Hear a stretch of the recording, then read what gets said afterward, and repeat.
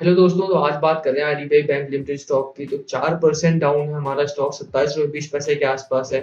And आज तो काफ़ी अच्छी शुरुआत हुई थी। हालांकि बैंक निफ्टी निफ्टी और इंडाइसिस की बात करें तो आज काफ़ी अच्छी शुरुआत रही थी हमारी। कल अमेरिकन बाजार बहुत ऊंचे स्तर पर बंद हुआ था एंड वहां की रिकवरी को देखते हुए लगा था कि आज हमारा जो इंडाइसिस है वो 50,000 यानी सेंसेक्स की बात करें अगर हम, तो 50,000 के ऊपर बंद होने की उम्मीद की जा रही थी, बट ऐसा हुआ नहीं।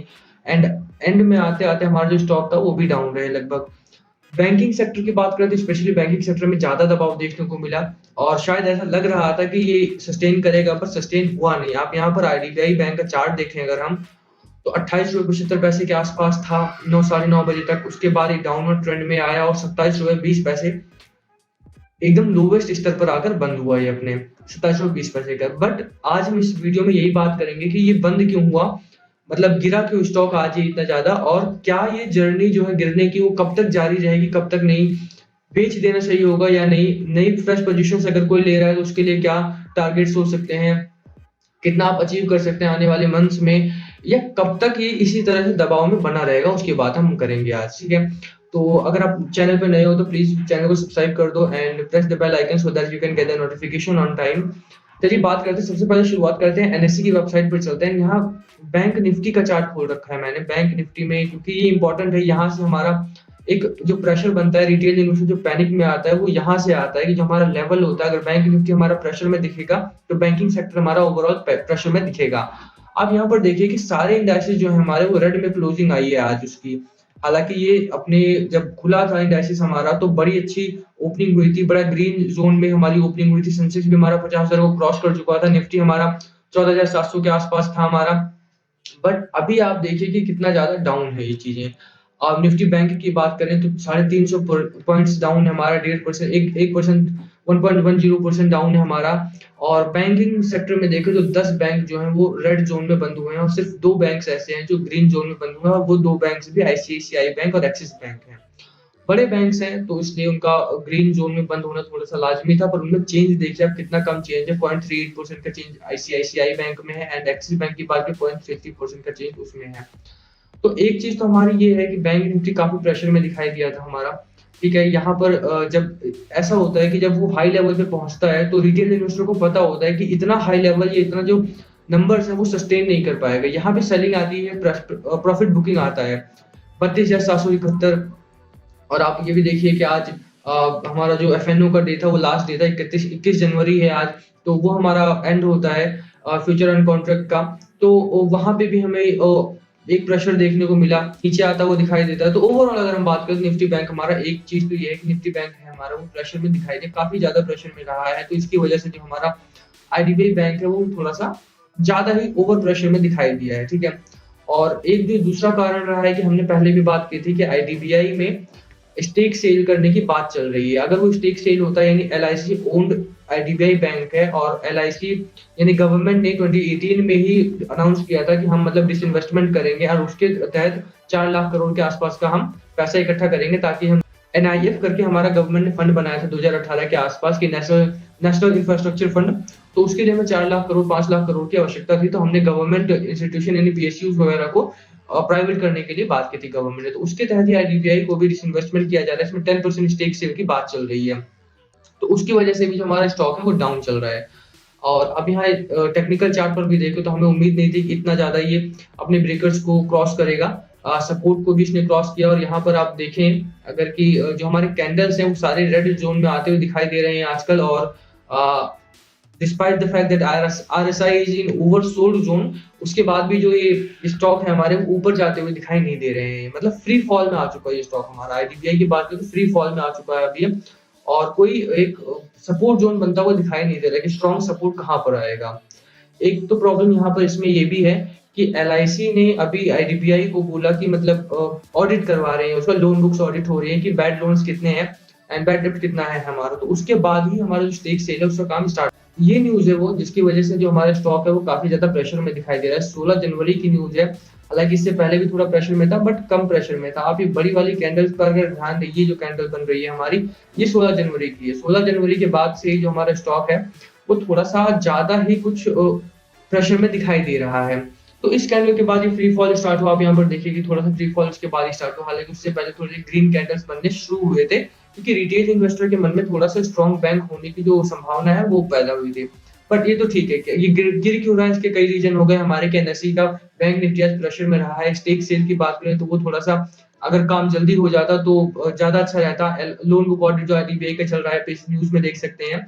बट इसके अलावा अगर हम बात करें क्या कुछ पॉजिटिव खबरें भी हैं इसमें या नहीं, तो हम पॉजिटिव खबर की बात कर लेते हैं कि अगर किसी ने निवेश कर रखा है ऑलरेडी, फ्रेश पोजीशंस अभी भी मत लेना। मैंने पहले भी बोला है आपको, प्लीज़ फ्रेश पोजीशंस इसमें ना बनाएँ। ये कितना नीचे जाएगा इस बारे में कह पाना थोड़ा-सा मुश्किल हो रहा है। जब तक स्टेक सेल का काम पूरा नहीं होता तब तक ये प्रेशर में रहेगा ही रहेगा। एंड तीसरा रीज़न ये भी है कि बजट आने वाला है, तो बजट की वजह से भी हमारे जो बैंकिंग स्टॉक है वो थोड़ा-सा अंडर प्रेशर रहते हैं, क्योंकि गवर्नमेंट क्या पॉलिसीज़ निकालेगी, क्या नहीं। कई बार ऐसा होता है कि टैक्स रेट बढ़ा दिए जाते हैं, टैक्स रेट बढ़ेगा तो सेविंग्स कम हो जाएँगे और बैंकों के पास कैश पैसा कम जाएगा। बैंक से पैसा कम जाएगा तो लोन कम जनरेट हो पाएँगे, जिससे कि बैंकिंग का जो इनकम है वो कम हो जाती है। तो वहाँ पर एक प्रेशर देखने को मिलता है। ऐसे ठीक है, तो 3 रीज़न हो गए हमारे। उसके बाद हम बात करते हैं कि आप बढ़ने के क्या चांसेस लग रहे हैं या नहीं। तो एक तो हमारी डिलीवरी रिपोर्ट अभी भी बरकरार है, अभी भी लोग इसमें फ्रेश पोज़ीशंस ले रहे हैं और 50-50% का आप देखिए कि इसमें डिलीवरी आ रही है, ये काफ़ी अच्छी बात है। अ, आप ना लें तो ही बेहतर है रिटेल इन्वेस्टर के तौर पे, क्योंकि आपको लंबा होल्ड करना पड़ सकता है। अगर आपने ऑलरेडी ले रखा है तो बहुत अच्छी बात है, कोई दिक्कत नहीं है, बट डेली-डेली फ्रेश पोज़ीशंस ना लें। एक बार इसका डाउनवर्ड जाने दो, जितना जाता है, उसके बाद वहाँ से जब ये अप ट्रेंड में आएगा, ब्रेकआउट मिलेगा, पता चलेगा, हम बताएँगे आपको कहाँ पर आपको फ्रेश पोज़ीशंस लेनी है, तब आप लेना। उससे पहले मत लो तो ज़्यादा बेहतर है। ठीक है? अभी क्योंकि हमें बॉटम नहीं पता लगा है कि कहाँ तक ये बॉटम आउट होगा। ठीक है? तो पॉजिटिव खबर हमें एक तो ये आती हुई दिखाई दे रही है कि 21 जनवरी को भी 50% की डिलीवरी हुई है। 20 जनवरी की देखें तो 50% की डिलीवरी हुई थी। 19 जनवरी को 55% की डिलीवरी हुई थी। तो 8 मिलियन, 9 मिलियन का जो शेयर, 10 मिलियन का शेयर और आज 12 मिलियन का शेयर जो लोगों ने लिया है, वो भी लॉन्ग टर्म के लिए लिया है। तो एक पॉजिटिव खबर है। आप ये तो मान के चलिए कि 12-12 मिलियन के जो शेयर लोग लॉन्ग टर्म के लिए बाय कर रहे हैं, तो कुछ तो इसमें पॉसिबिलिटी दिखाई दे रही है आगे के लिए कि वो इसमें निवेश अभी भी कर रहे हैं। जब बॉटम आउट हो रहा है, वॉल्यूम बढ़ रहा है। आप देखिए वॉल्यूम कितना ज़्यादा बढ़ रहा है। 15 जनवरी को हमारा बॉटम आउट हुआ, 55% की डिलीवरी हुई थी।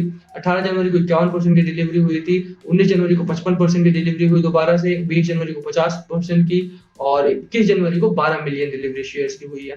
तो काफ़ी अच्छा डिलीवरी का परसेंटेज चल रहा है, डिलीवरी अच्छी है, तो इसका मतलब है कि लोग अभी भी आगे के लिए बाय कर रहे हैं। तो एक पॉजिटिव न्यूज़ हमारी यहाँ आती है, ठीक है?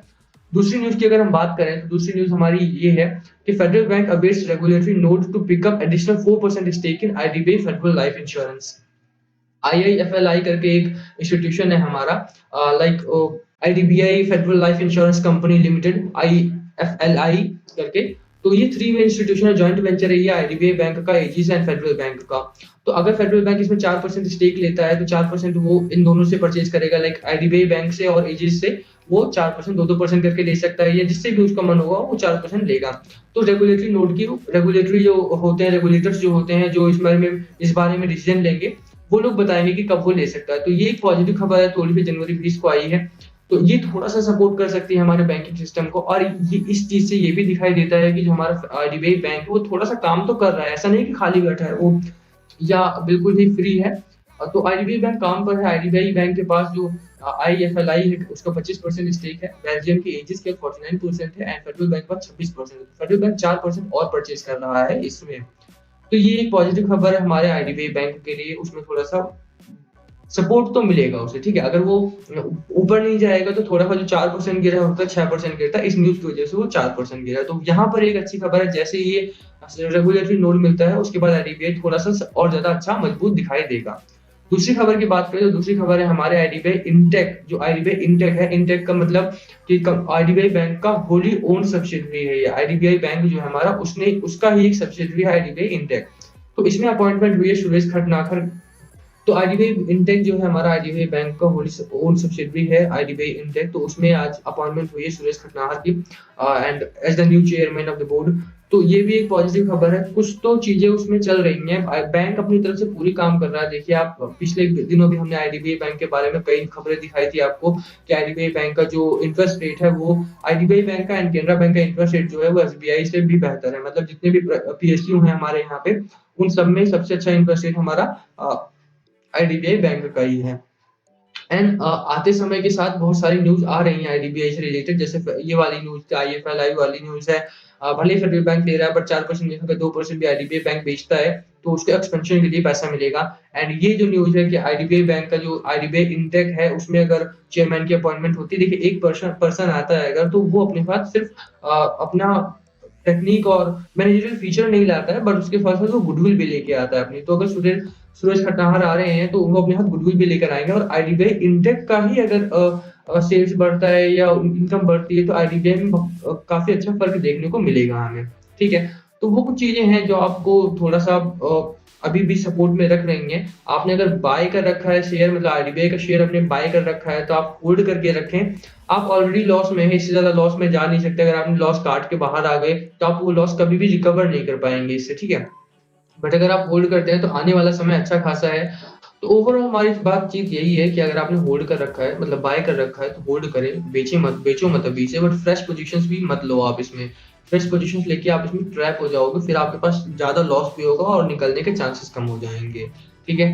तो कुछ पॉज़िटिव चीज़ें आई हैं आज भी आईडीबीआई बैंक के पक्ष में, और आफ्टर बजट ये स्टॉक थोड़ा-सा बढ़ते हुए देखा जा सकता है। तो ओवरऑल हमारी बात यही थी कि पेशेंस रखें थोड़ा-सा, डेली आप चार्ट को एनालाइज़ ना करें। अभी देखो स्टॉक डाउनफॉल में है, तो थोड़ा-सा तो गिरेगा ही गिरेगा, और कहाँ तक गिरेगा ये कह पाना मुश्किल है, क्योंकि जब स्टॉक डाउनफॉल में आता है तो काफ़ी नीचे जाता है। बट 24 तक, 23 तक इसका जो स्ट्रॉन्ग सपोर्ट वहाँ पर आता है। तो वहाँ तक अगर गिरता है तो कोई प्रॉब्लम वाली बात नहीं है। आप फ्रेश पोज़ीशन मत लेना फिर भी, आप 23-24 तक हम बताएँगे आपको, जब ब्रेकआउट दिखेगा तो हम आपको इन्फॉर्म करेंगे कि ब्रेकआउट आ गया, आप इसमें माल उठा लो। या कोई एफपीआई, एफआईआई माल उठाएगा तो भी हम आपको इन्फॉर्म करेंगे। तब तक के लिए वेट करो, होल्ड करके रखो, पेशेंस रखो, फ्रेश पोज़ीशंस मत लो। अच्छा खासा मोमेंटम देखने को मिलेगा।